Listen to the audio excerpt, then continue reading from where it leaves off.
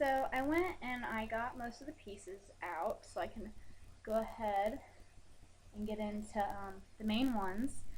Um, I went out and got one of the Big Sister action figures.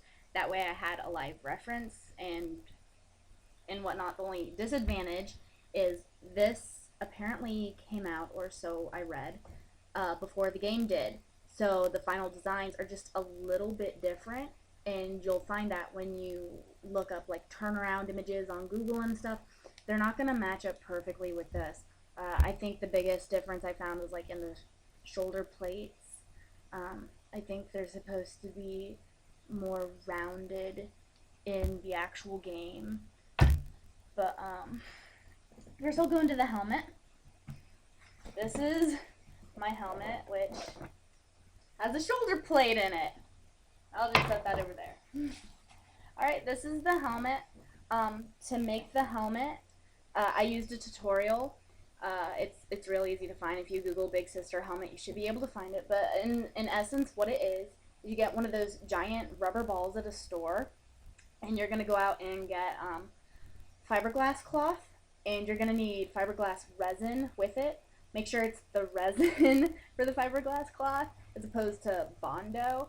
I didn't really know what I was looking for when I went out, so I accidentally got the Bondo first, and then I had to go back and get the resin instead. You're supposed to cover it, according to that tutorial, like with 2 or 3 layers of it, and then when it dries and hardens, you sand it down and whatnot. I did mine a little bit different. So what I did is, what else is in here?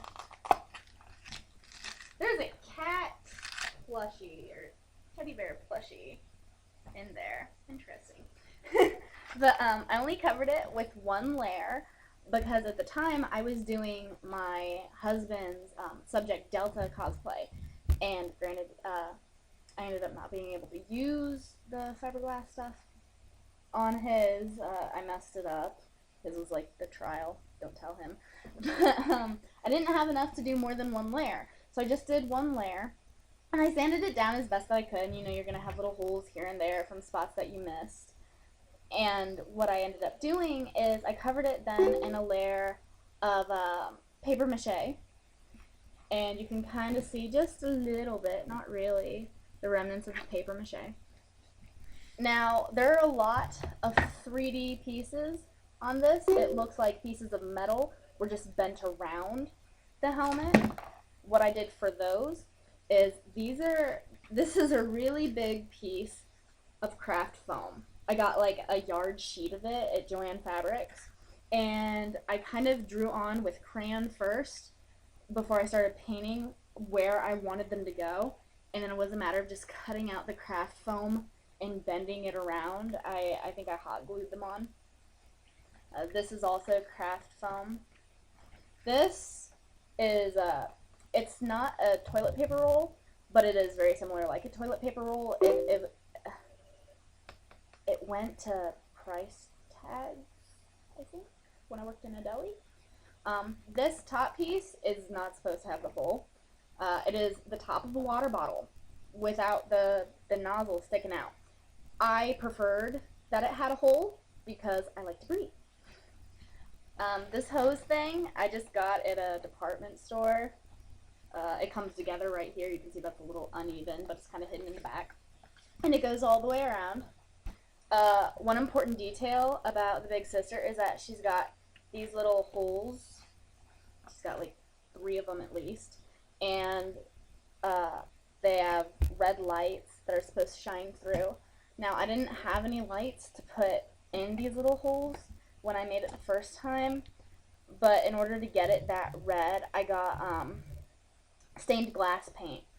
And I also used it on the main hole itself. This black right here is a 3D fabric paint in black. Now this piece, as well as these caps, I started doing this the second time I made it. This is one of the few pieces that survived the revamp. These are Wonderflex. Wonderflex is pretty expensive, but it also works like a charm. My phone keeps going off. I'm going to ignore that now. But it's plastic. It is a thermoplastic. You hot glue it and it works great. I didn't really worry about having to paint it a ton with um, gesso. It's a primer for like canvases. You're supposed to paint a layer on, sand it, paint a layer on, sand it, and you keep doing that, and it'll look really shiny and smooth. And then you put normal paint on. I didn't need it to look shiny and smooth because it's it's like war torn. But that's what I used to get it to have this hardness. This right here is just cardboard that I bent in a circle. Uh, these are just bolts. You can tell some of them are missing. They were just hot glued on.